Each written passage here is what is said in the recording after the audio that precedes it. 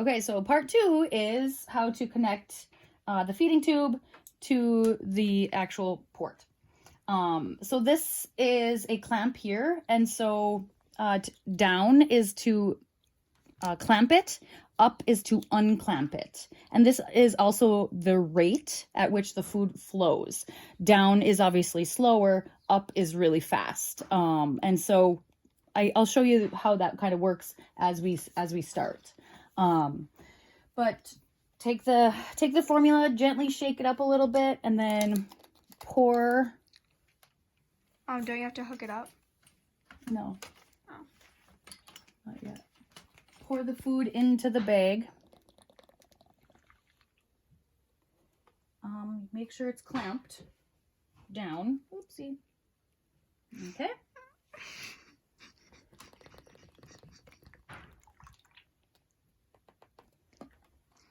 And the other one.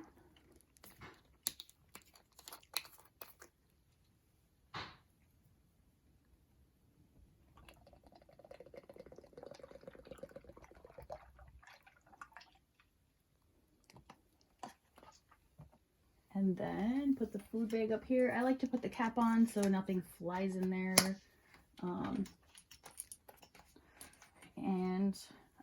Now the tube has air in it, and so you want to get the air out of there so it doesn't go into Cal's stomach and make him gassy. And so you undo the clamp, and you can see that the formula starts flowing. And when it gets to the end,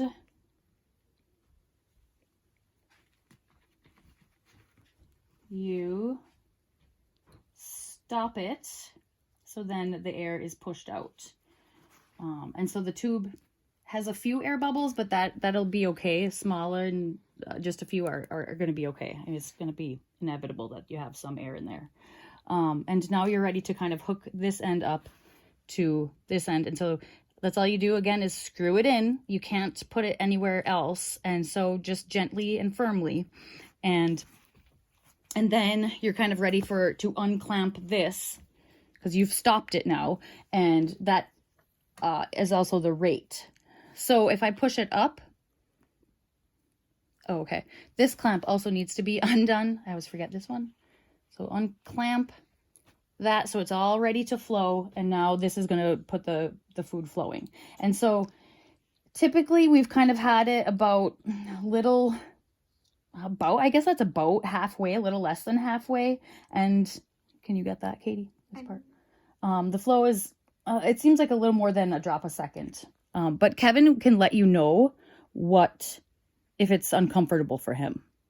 And so this is flowing. This is unclamped, and so you kind of just let it do its thing. It takes about 45 minutes to an hour for these two things of formula to go through. Once that's through, then you'll do 2 more flushings, which will be the next video.